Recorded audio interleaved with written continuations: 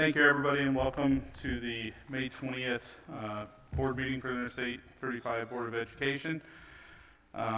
We'll do a call to order real quick. Nathan Gibson here. Dan Hutton here. Melissa Keller here. Monica Strange here. Jessica Buckland here. Ross Boffman here. All right, with that, we'll do the Pledge of Allegiance. I pledge allegiance to the flag of the United States of America and to the republic for which it stands, one nation, under God, indivisible, with liberty and justice for all. Review of the I-35 mission statement. The Interstate 35 Community School District exists to develop lifelong learners and responsible, productive, successful citizens in an ever-changing society. Our district priorities are to articulate and support a cohesive student-centered pre-K through 12 vision for continuous school improvement, engage in effective teaching and relevant learning for the 21st century, and operate with fiscal integrity, efficiency, and effectiveness. With that, we'll discuss and approve the agenda. Is there any discussion? Hearing none, I'll entertain a motion to approve the agenda. I motion to approve the agenda. And I'll second it. Been properly moved and seconded to approve the agenda. All those in favor signify by aye. Aye. Aye. Aye. Aye. Opposed? All right, next we'll swear in April Hughes, our board secretary. April, if you could please stand. April, do you solemnly swear that you will support the Constitution of the United States and the Constitution of the State of Iowa, and that you will faithfully and impartially, to the best of your ability, discharge the duties of the office of the board secretary and treasurer in the I-35 Community School District as now and hereafter required by law? I do. Thank you, April. Congrats. We're glad you're here. All right. Next, we have a public hearing on the calendar for 2025. So this calendar was approved. This calendar was approved, I'll have Dr. Dentlinger real quick give an overview of what this is for. Yeah, so we did approve this calendar in January. We had talked over the last couple of months about modifying Friday's start time to allow for PLCs. Since then, the building leadership teams and the administrative team have worked out a solution for that, so we're not going to be changing the start time. We did publish this calendar in December and then had you guys vote on it in January. However, we did not hold a public hearing, and we are supposed to have a public hearing for any calendar, so that's why we wanted to give the opportunity for the public to come in, even though, they had that month. We want to do it formally. So that's why we want to have the public hearing here. It's the same school calendar that we looked at. It doesn't change anything. Highlights is it's 1140 hours, 1140.4. We were required to have 1080, 172 student days. We did work with 190 staff days instead of 192. So it's, as I said, very similar to this year. Fridays PD, so some long weekends for some students and families. So if you have any questions or if public has any questions, now is a good time. Open up for public comment on the calendar.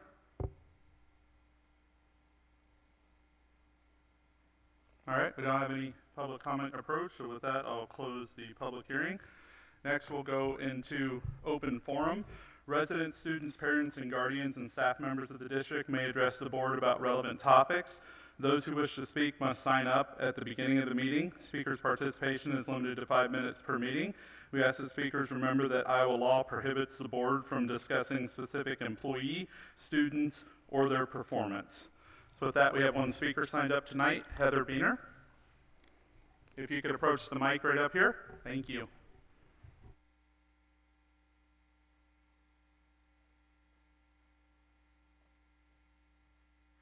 I want to thank you guys for serving our children here at I-35. I first have this book, which is an anime book, and inside this book is inappropriate pictures of women as centerfolds. They're naked, and my son brought this home to me from school. He was gonna read it, I looked over it, I do look over what they read. So this was one I took away from him, so I'm gonna turn this over to you guys. Who wants it? I flagged those pictures in the book. Also, I don't allow my children to do online stuff at home or tablets, and my son watches anime, and where he watches is it here. So I don't think we have enough restrictions on what they're watching on their time on computer. He does not get to watch anime at home or any of that. If we do video games, it's done as family video games. They don't have tablets they use at home. I'm pretty strict. They do not have cell phones. So it's pretty strict. They don't play on mine. There's just too much out there for young kids to do. I do appreciate Miss Woods, I want to say that, for bringing a situation to our attention, and she handled it very well. And she was pretty shocked that my daughter could look up something as well, and she took that and took care of it. That is not one of the issues, but I do think anime is not appropriate for elementary kids. So thank you for your time, and thanks for what you do. Yeah, thank you, Heather.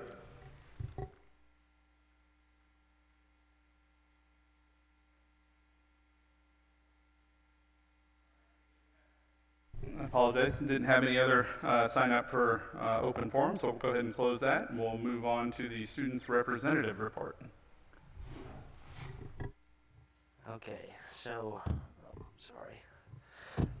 currently happening at the school, at least over the last month, is middle school and high school FFA members helped with the roadside cleanup, and that started at the first curve out here, and then it went all the way basically to where it transitions from asphalt to pavement on true road pavement.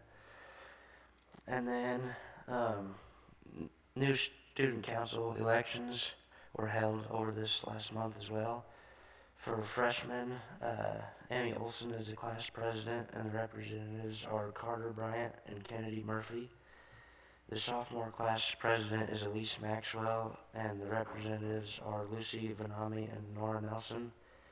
The junior class president is Kenzie Howard, and the representatives are Josie Dutry and Andrew Howard. And the senior class president is George Dutry, and the representatives are Max Knoll and Keegan Strange.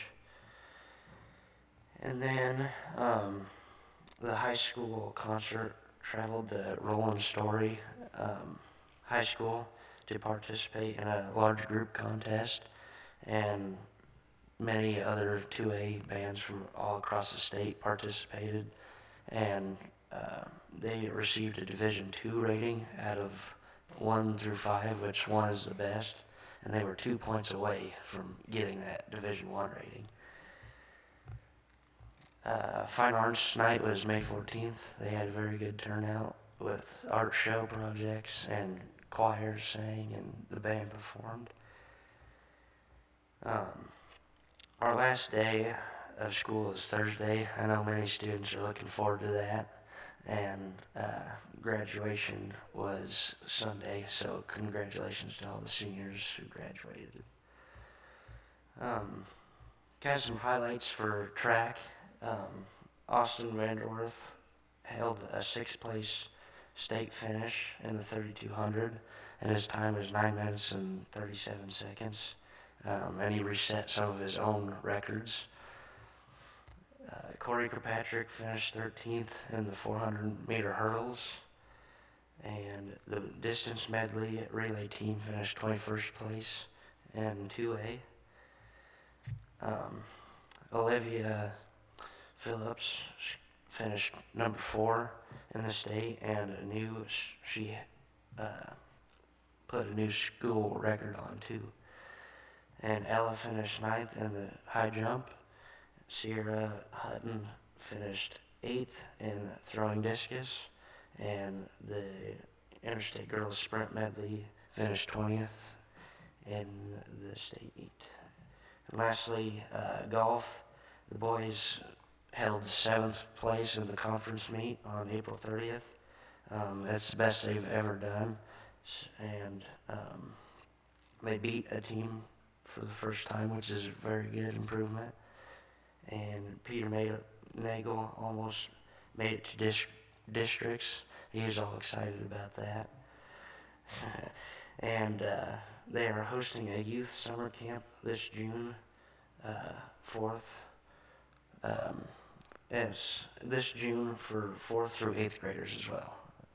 Any questions? Did you attend state track? No, I didn't go. Any other questions? All right, thank you guys. Thank you, sir. All right. With that, we'll go to the principal's report, and we'll start with Ms. Woods. All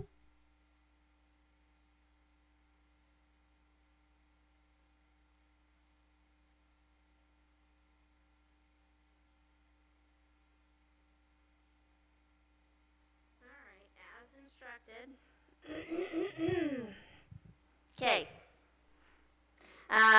I'm really awkward speaking, especially when there's a microphone in front of my face, so that's probably why I don't speak into it directly, but culture of learning, I just put some tidbits on there. As you guys are probably aware, Amy Myers traveled, and I didn't mention that previously, but thought that was really cool. She went out of her way to apply to be a presenter, and had a great experience and came back with new ideas. Mount Air visited us regarding our Win and NTSS platform, and we had a team work with their team and visit, and our first grade teachers put together a mock Win so they could see what that looked like.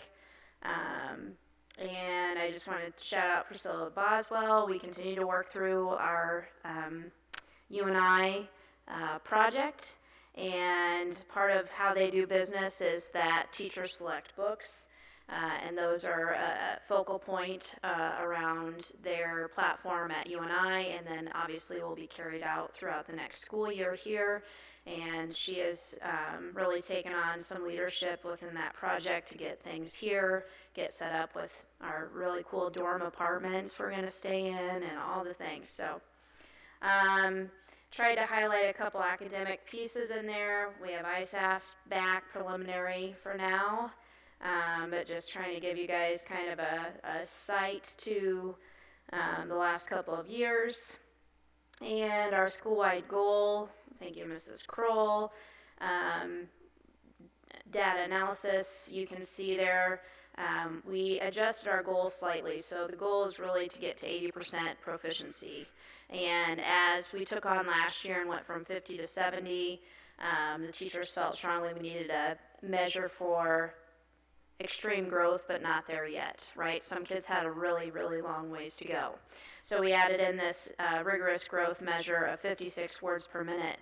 And after we got through the year, seeing about 45 was appropriate for first graders, so we made that adjustment. And so you can see as proficiency, we ended that goal at 75. We started this year back at 60, so we grew 15% proficiency from beginning to end. And if you include that rigorous growth marker for first through fourth grade, then we got to 81% on our goal as measured with proficiency and rigorous growth. And we got a lot of excitement in the next 3 days, and hopefully the weather participates, and that's what I got. Any questions, thoughts, concerns? The preliminary, remind me why the scores are preliminary now. Is there a timeline or? Yep, so the state marks them out. So if you look at a student data sheet, they say preliminary. We can't send those home or anything of that nature yet. So we do have individual data. In my experience, they rarely change at this point. However, we have to wait till the state deems them non-preliminary to distribute them. That type of thing. And no, there's never a real clear timeline of when they decide to do that. So we just kind of wait till they say. Sometimes it's as late as December of the next school year, or so just got to kind of wait and see.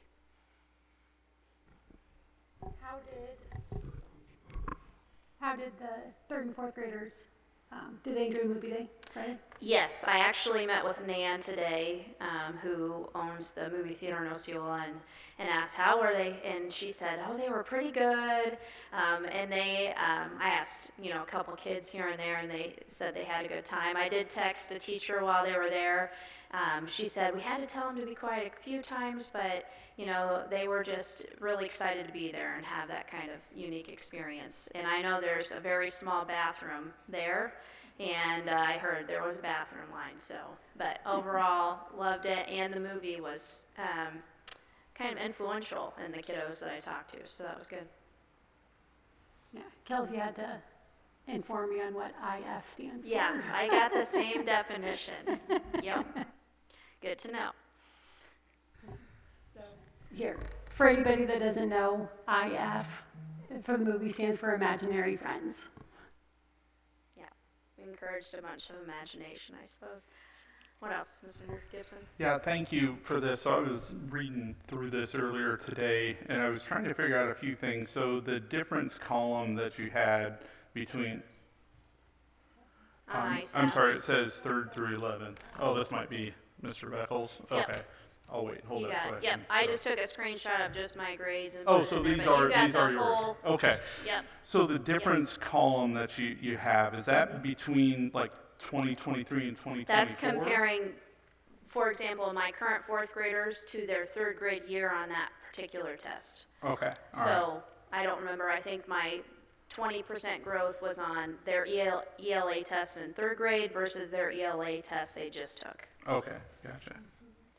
Yeah, that's what I wondered. I didn't know if it was like cumulative across all the years back to 2021. No. So, and then, and there's some fantastic improvements. Like you said, the 20-point difference and the 12-point, I think, which is more 10th grade.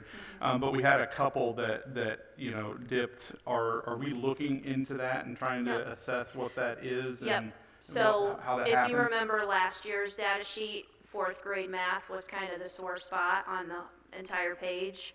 And if you kind of recall through our conversations, it's a matter of what are we going to do? So, as you know, I went to departmentalization, so Mr. Kroll became the sole instructor of that information. We also changed math curriculums. If you recall, we were on multiple different math curriculums. We all adopted Bridges. We also implemented Bridges intervention. We also allowed Mr. Kroll to do math interventions during win time. So while all of his teammates were focused on literacy, he specifically pulled kids for math. We introduced some automaticity routines. So all of those things go into we want that number on the paper to be the best it can be, and what do we need to do to get there. So with any grade, with any number, that's going to be the case. Teachers don't like, in fact, I was having a conversation with Mrs. Coder and not about any of this, and she said, yeah, I got to work on those 5th graders. I'm just not quite pleased, so like they see that and they're on it, and they want to do the things to fix it. Even if they think I'm crazy or what have you, they're going to try their best. So, strategy will ensue wherever there is a need, for sure. Perfect. Thank Yep. you. Thank you.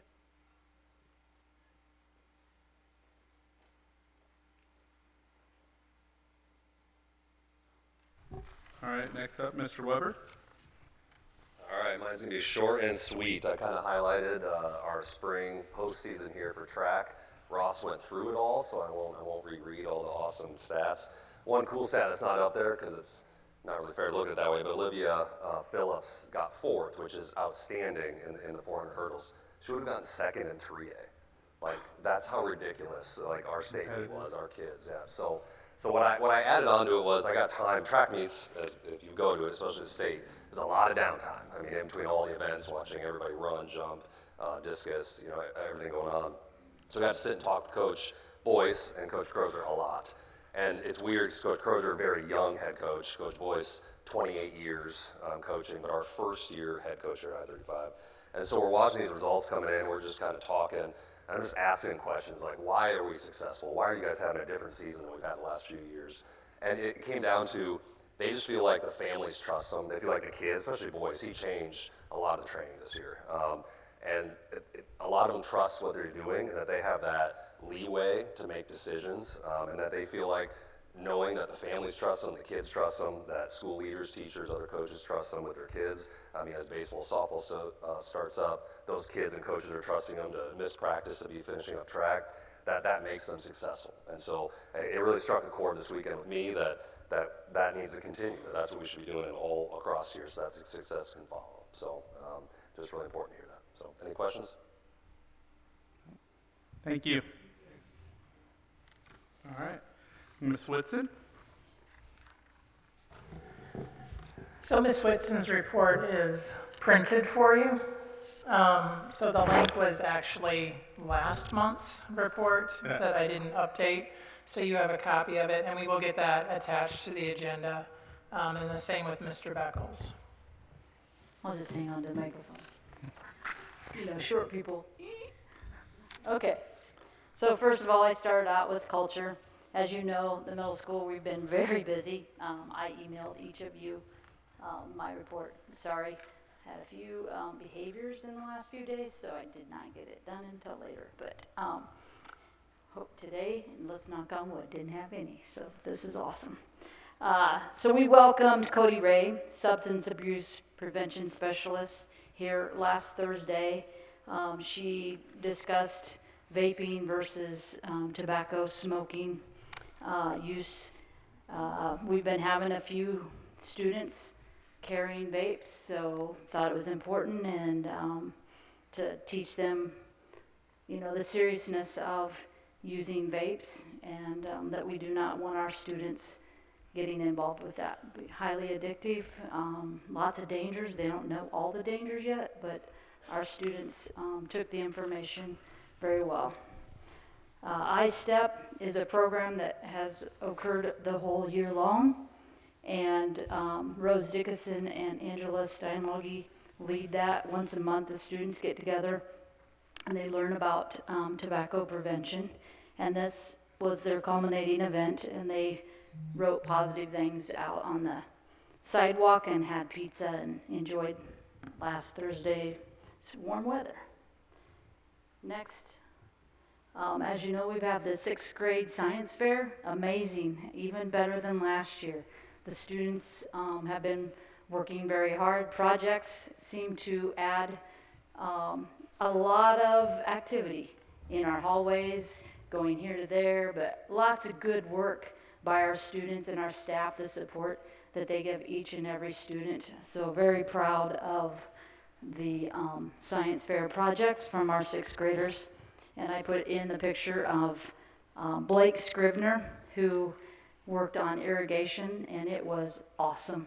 So he even had another idea about coloring getting different colors out of the grass, because Mrs. Magers talked to him about that. So he was going to work on finding if he can get purple out of green grass. So I don't know if it happened, but lots of good work.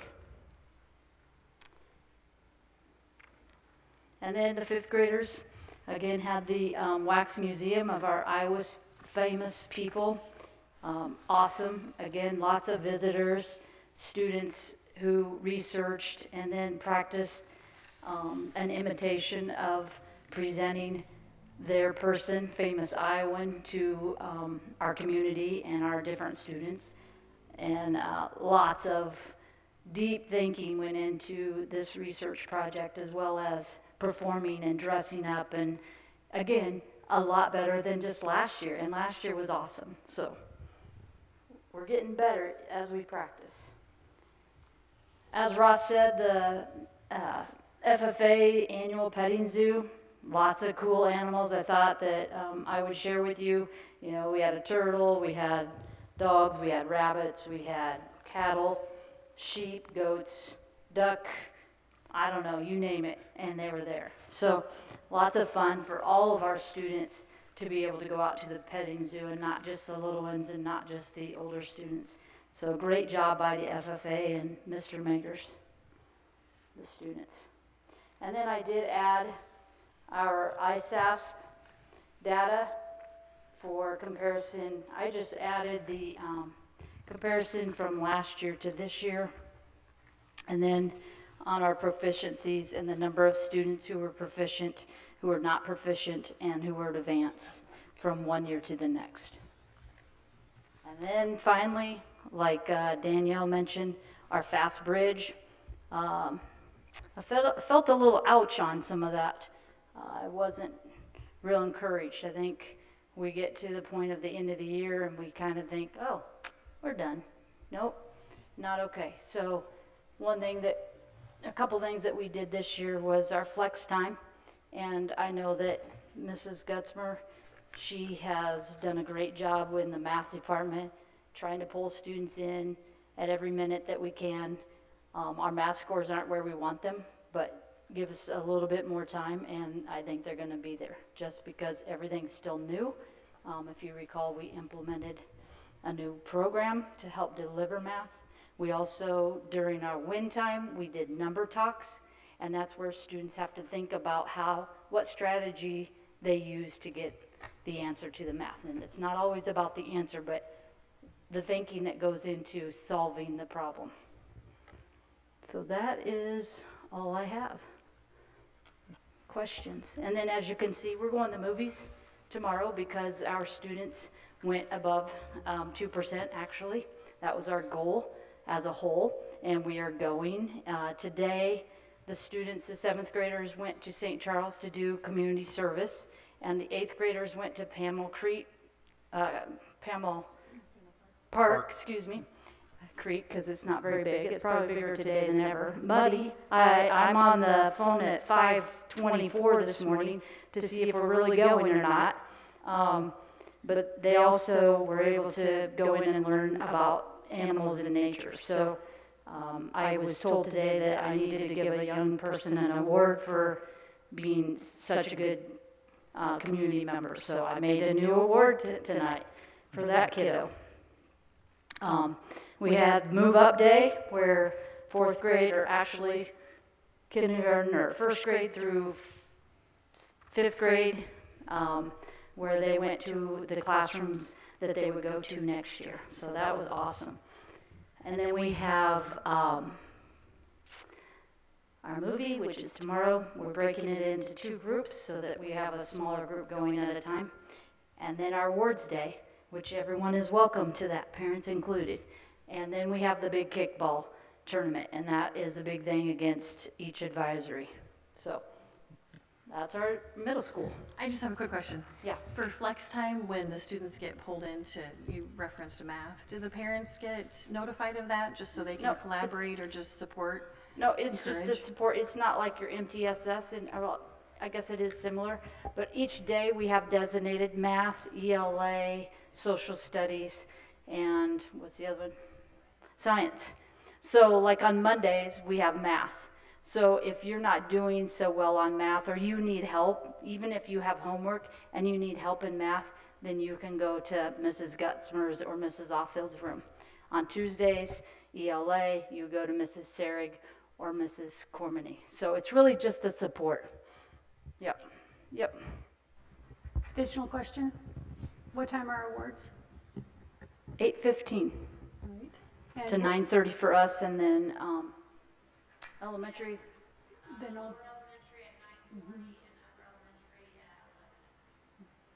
what movies are your kids seeing? Excuse me? Oh, if, we're going to Okay, if. okay. Also, I know there's more than 300 and some awards, so that's awesome. I think we had 80 band awards, so very good. That makes you proud. Thank you. Thank you, Ms. Whitson.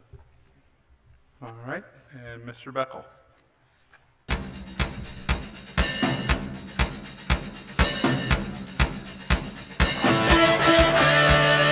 All right, that's awesome. Sorry, I had to. Thanks as well. Well done. All right, so sorry you guys got mine on paper. It's been kind of a busy week. As you know, we've had everything from hay bales to signing days, all those things these last couple weeks, graduation. So it's been a fun couple weeks with the seniors. Just a lot of work. But what I wanted to share with you guys, just kind of a little bit more in depth with the ISAPS trends. That's kind of that sheet you got there with those. You guys have already looked at it. But I wanted just to kind of pay attention to the growth for the grade bands. That's why they're color coded, so you can see the grade level bands and the student growth.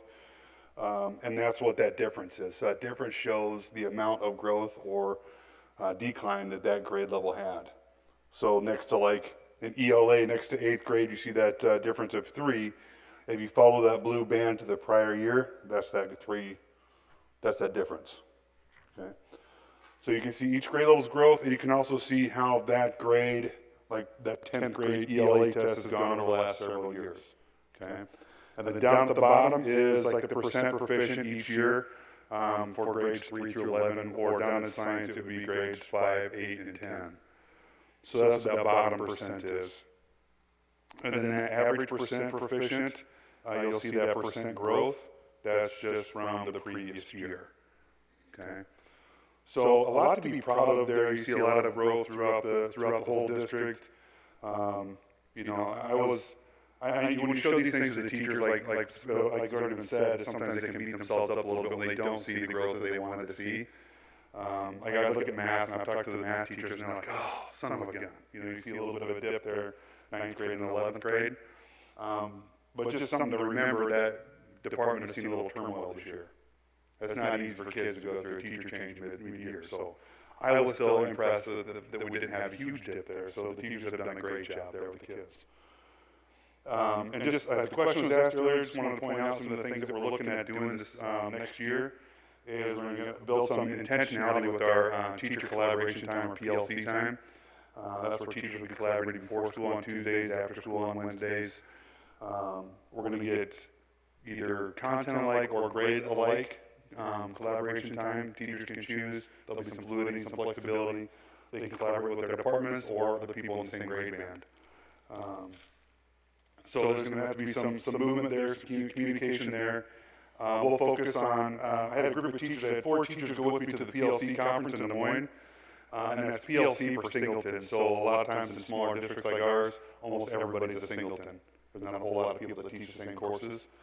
And we actually picked up a lot of great things in that conference. Definitely worth our money.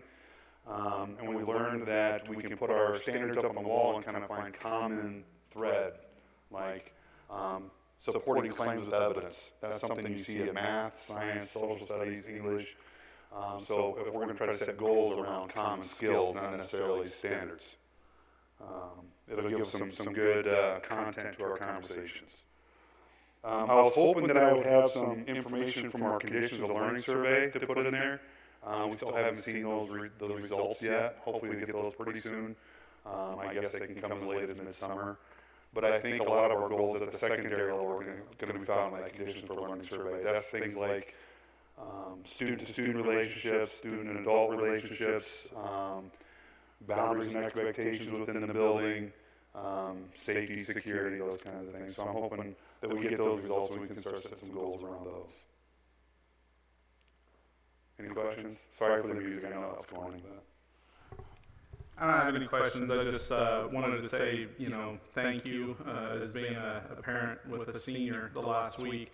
All the various activities, from the senior awards night to the fine arts night to the actual graduation.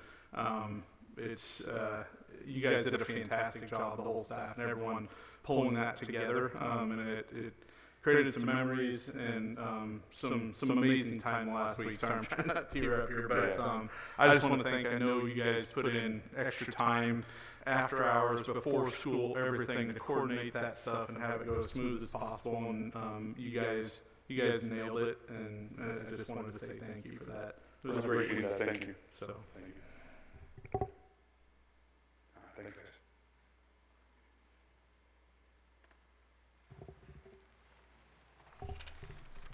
All right.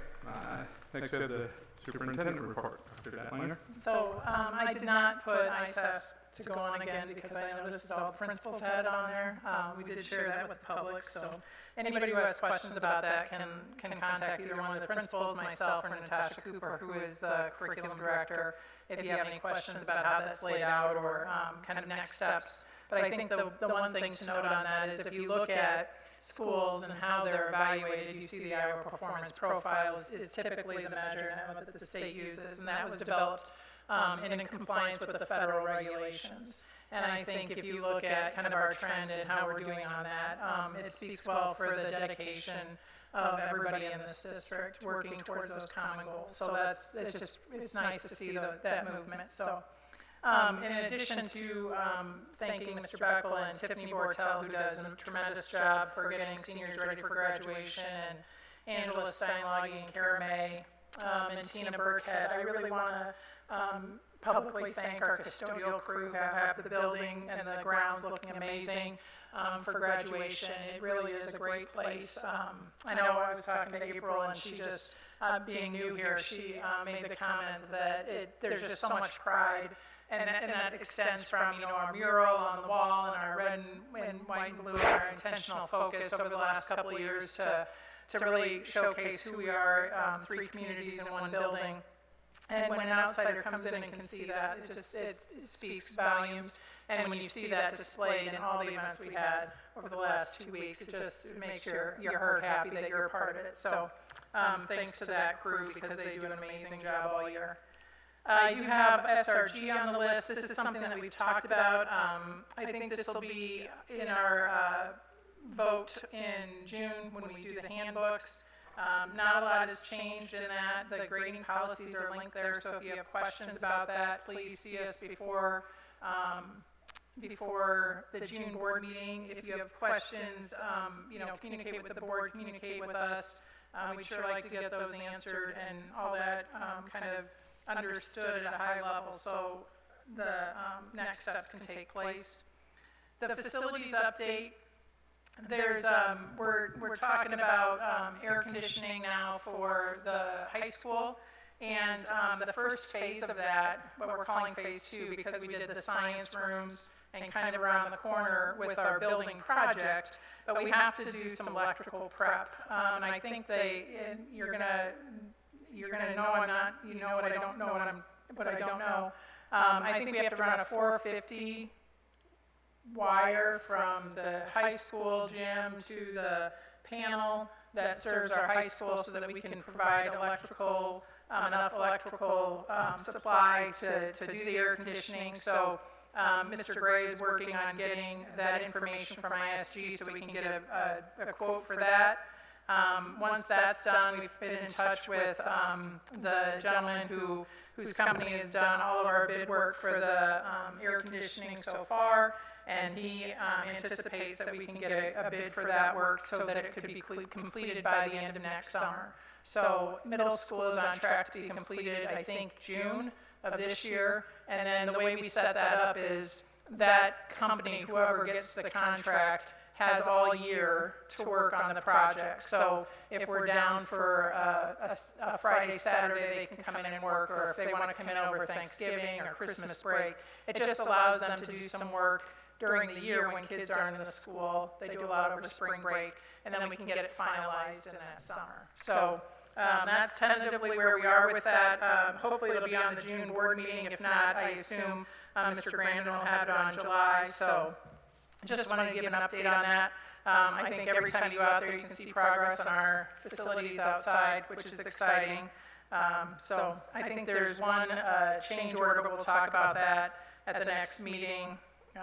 It's a required change, which we knew was coming. So nothing new on that project other than the progress. So that's all I have.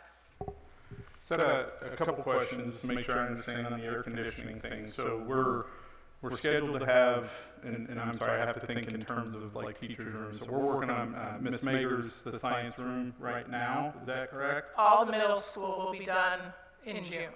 Okay, and middle school's the hall.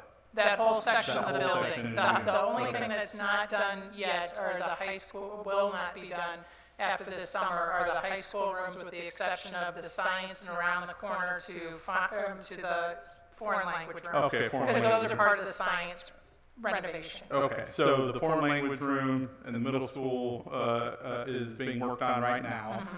And then what you were talking about is they're going to have to start prepping to run the electricity to get like Miss Miller's, the math room and all that. Right, that hallway, and then the north hallway which goes east and west, so it would be the social studies, the Yeah. business, the library, Okay. the English language arts, all that would be a part of That what's program. done for next year. Okay, all right.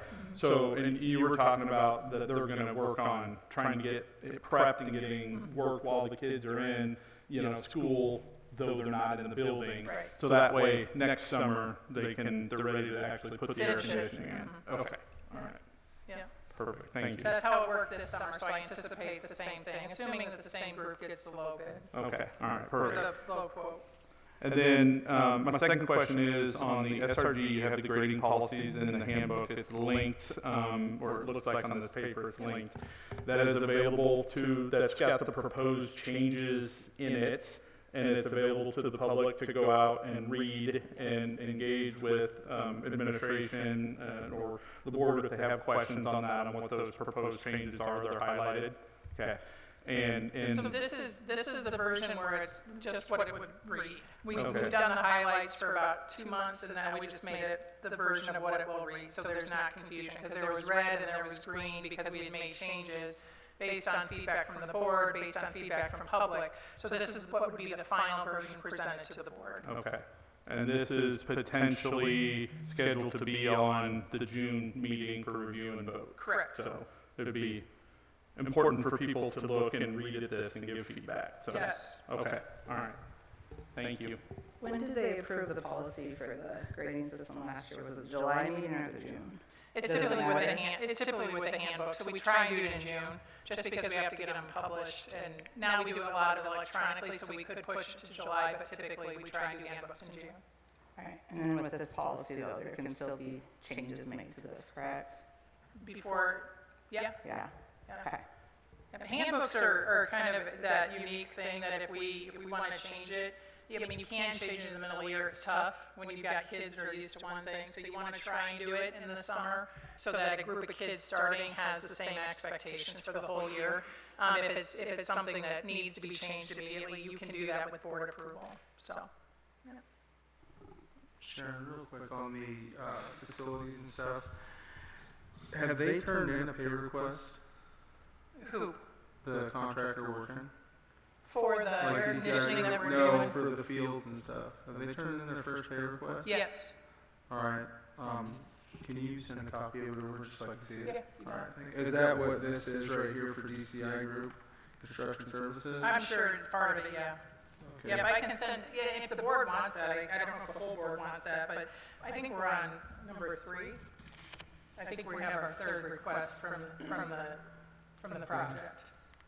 It's all in line, and I will get you, I think that Garrett Argenbright from DCI is gonna be here, on the 27th for the meeting, and he can go through all of that, but we get that, I wanna say every other week, the pay request, and we just make sure it aligns with what the bid cost was supposed to be, and that's what we go off. They filled out my percentages and stuff, that's why I was wondering, just to see what they had billed for. Yep. All right, thank you. Just to confirm, when you said it'll be here on the 27th, the June 27th meeting? Or- May 27th. Okay. I know that we had published the budget update in the paper, before we knew that was Memorial Day and everything. But as I understood it, that was the only agenda item for that May 27th meeting was just that budget and primarily virtual. April was gonna be here for public comment if folks wanted to, but I think that is the only agenda item for the May 27th So meeting. no public comments, No, we'll have public comments on it, yes, but Okay. the Albright, you're saying he's just Oh, gonna. I was adding any new hires, I was just No. adding it like it's an agenda for our board meeting. No, that meeting I think is just for the budget. Okay, We're just I'll gonna have him do come that. in June then. Yes, we'll do that in Okay. the meeting. so. Yep, that'll work. Okay, thank you. Do you want, for that meeting though, if we do have some new hires or resignations? I would rather not, I'd rather keep it since it's a holiday, keep it on that one topic, and we're showing up for that. Normally we wouldn't meet, but the reason we're meeting is because it was published in the paper, so, Right. we'll just have that one topic item. Thank you. All right. Other questions? All right, thank you for the update, Dr. Downler. All right, Next, we have discuss and approve the consent items. We have the past meeting minutes and the monthly bills and financial statements. Also resignations and contracts I'll read through real quick. Zach Walwalker resigns as middle school science teacher and all coaching positions. Tina Burkhead voluntarily transfers to elementary secretary. Diane Coleman resigns as 7 through 12 music teacher. Alex Coleman resigns as high school science teacher. Stacey Henson resigns as 4th grade teacher. Rochelle Palmer resigns as associate effective at the end of the school year. Tricia Killen hired as daycare associate. Kelly Stark hired as part-time daycare associate. Elizabeth Ford voluntarily transfers to registrar, AD, secretary, subcaller. Kara Oliver hired as elementary teacher. Chad Grandin hired as superintendent. Jessica Lee hired as special ed teacher beginning when the program is finished. Jessica Duggan resigns as associate effective at the end of the school year. We had open enrollment, which you guys should have a link to that. And then we have the Director of Grounds job description and Director of Building Maintenance job description. We currently have 1 Director of Buildings and Grounds with limited workers and additional spaces, CTE, bus barn, auditorium, and outdoor facilities. We want to create the flexibility to separate this position. We're only asking for approval of the job description at this current time. We had the work-based learning agreement that was updated, and then the co-op agreement with Indianola Sports. We currently have students sharing with Indianola in swimming and girls soccer. So with that, is there discussion on the consent items? I have a few questions on the Director of Grounds and the Director of Building Maintenance separation.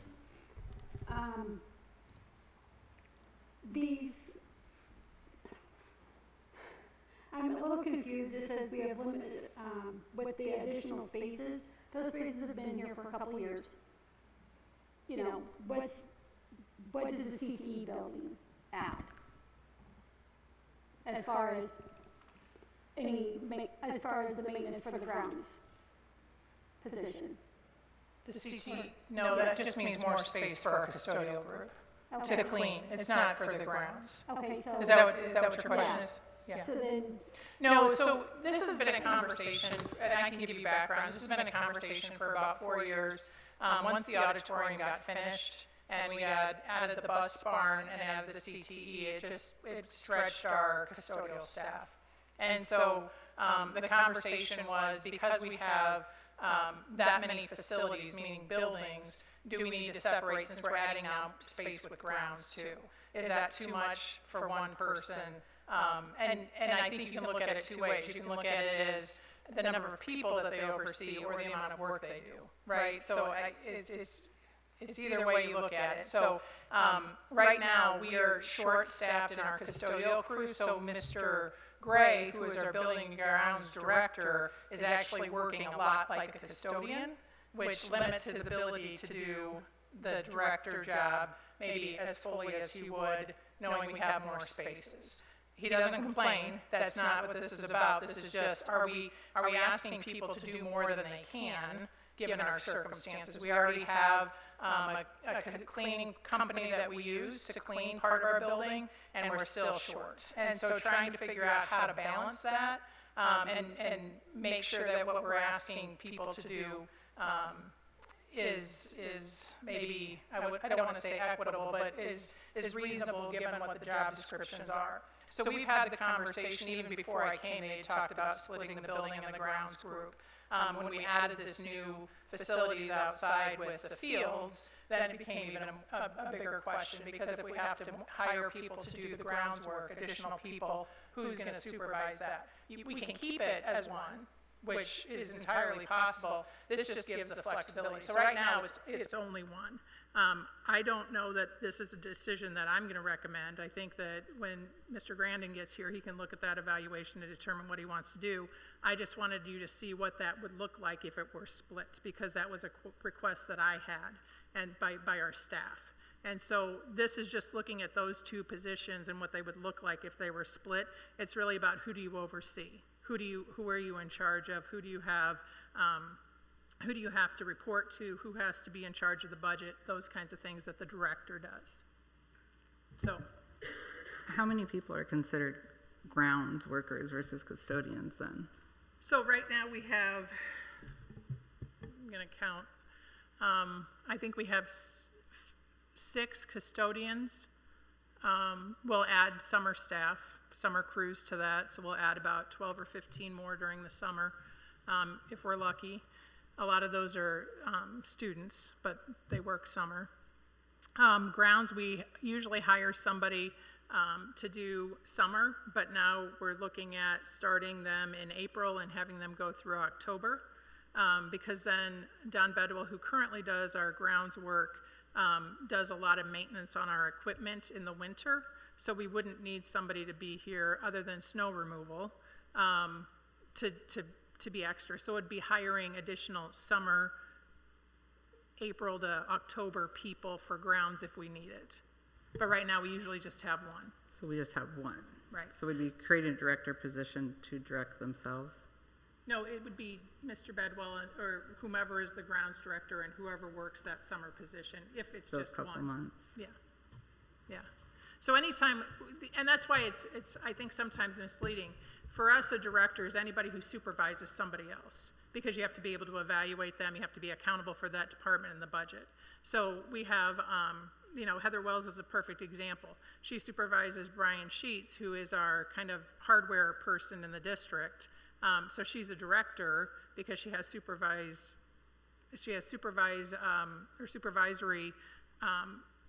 actions that she has to do for that employee. So that's why somebody is labeled a director. In this, at least in this district, that's how we deem it. If you're supervising someone, you're evaluating someone, then you have that responsibility of the director.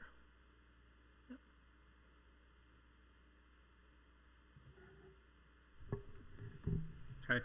I think, you know, for me, one of the things I'd like to see, and I'm not opposed to this, but for a district our size, like if you look at equivalent, how many directors are we seeing average across the district, or how many are part of the administration team and stuff? And maybe this is something to, you know, that we can work with Chad on going forward. But one of the things I just want to make sure is we right size on the director and the administration staff as we're thinking about being fiscally responsible and making sure the most important things, which is having teachers in the classroom. So. Right, and that's one of the things that I hear from staff, sometimes from community, is we're top heavy.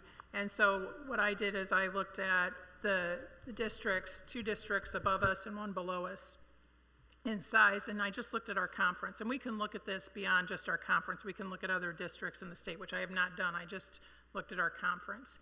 And I can bring that data next month, but we are right in line with the directors that all the other districts had, the administrators that all the other districts had. So I can bring that and share it, and what I'll try and do before then is try and get maybe 5 up and 5 down, not just in our conference, but then you can see, and like I said, that would then give the flexibility for Mr. Grandin to make a recommendation on what he wants to do.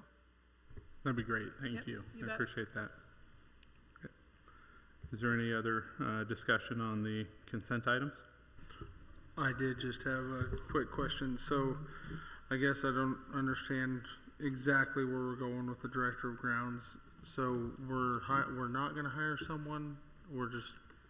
So every time we look at a position, we have to do the job description first. Yep. And the board and has I to approve understand that. I'm just. So if I were going to make a recommendation to the board, which I don't feel like it's in my spot to do that right now, since I'm only here another month, I would recommend that you separate that, because right now that maintenance and building position, or building and grounds position, is a lot for one person because of our short staff. So, but I think the challenge is that we assume that directors make a significant amount more money than, you know, other people, and that's sometimes true because of whatever their role is, and sometimes it's not.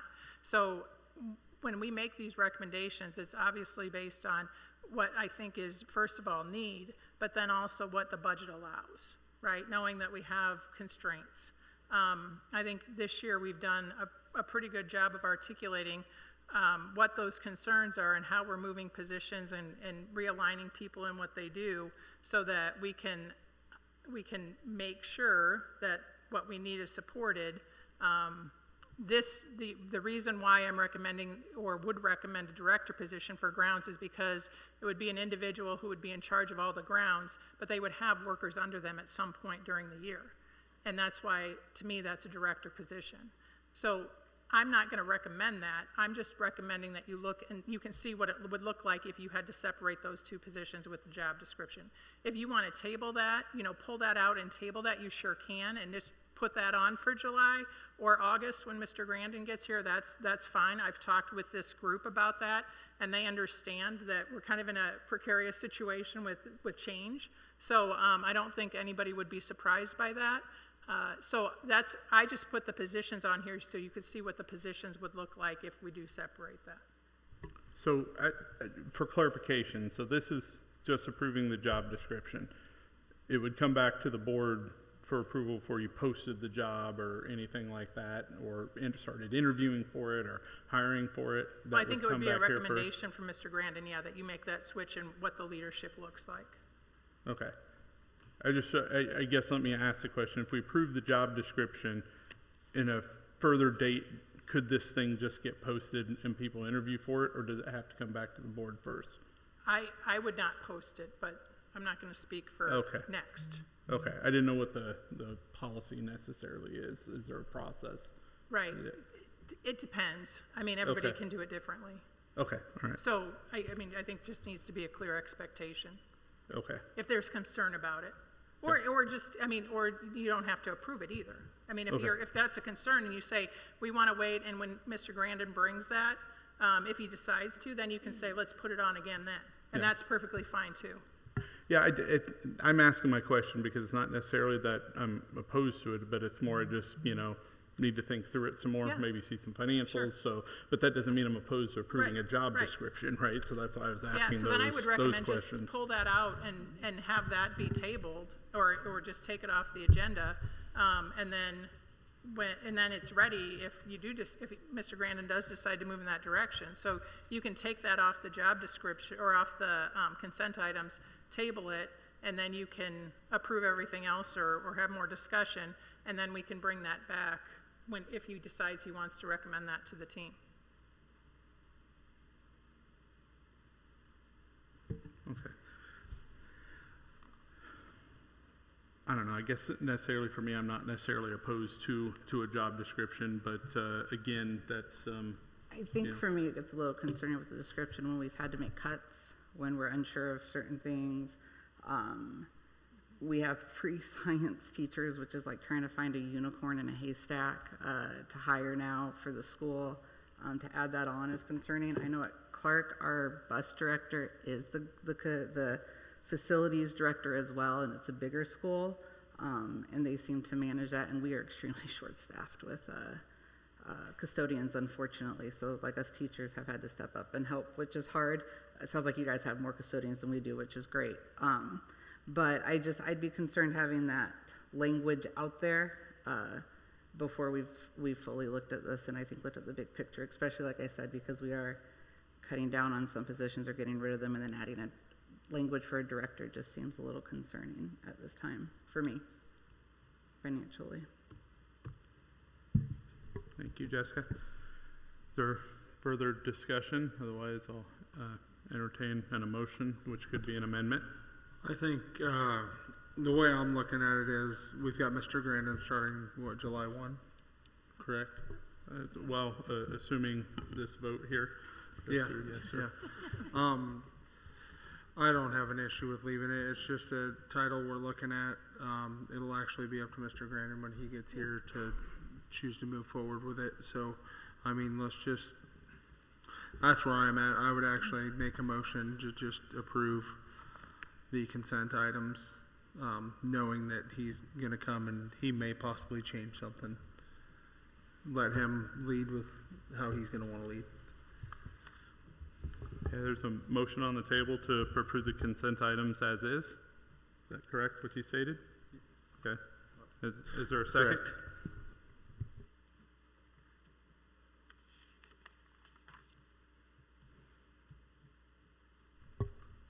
Okay, motion fails. It was not seconded. I'll entertain another motion. I'll make a motion to approve the consent items with tabling E, the Director of Grounds job description and Director of Building Maintenance job description until a later time. Okay. It's been moved to approve the consent items, tabling E, the Director of Grounds job description, until the next board meeting. I'll second it. Been properly moved and seconded. All those in favor signify by aye. Aye. Aye. Opposed?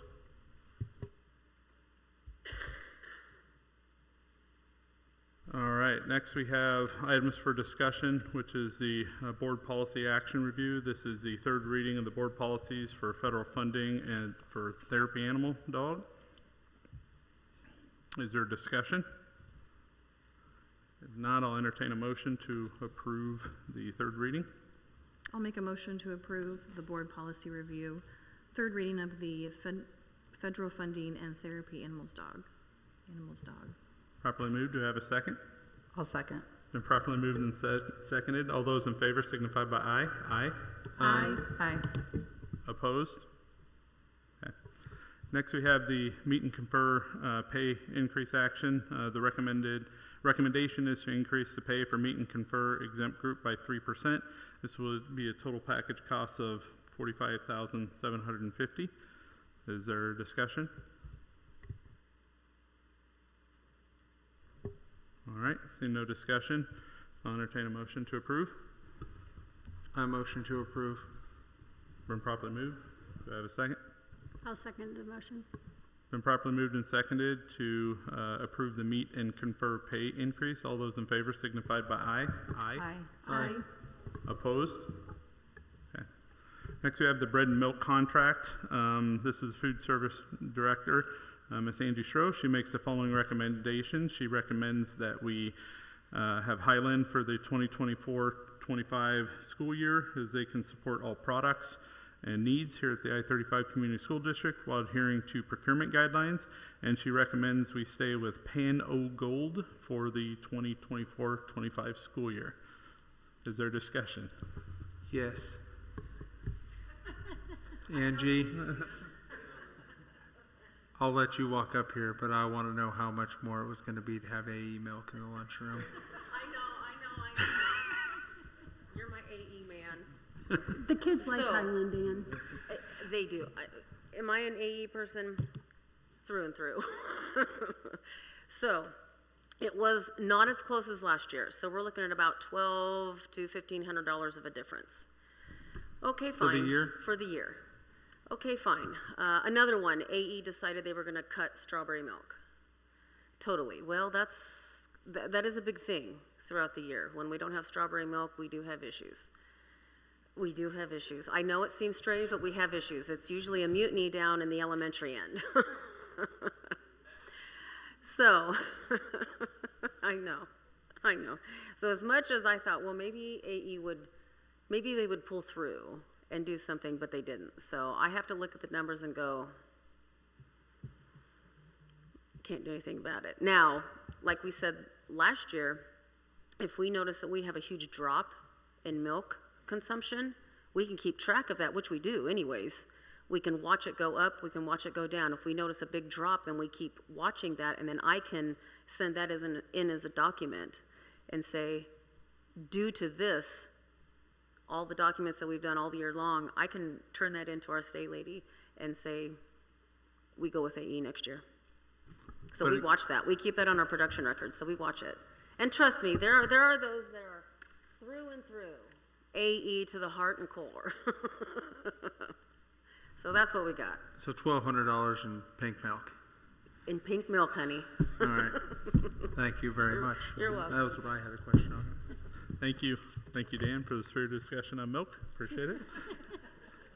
Dan, If there's no, how often do you really drink milk at school? At school, never. Okay, thank you.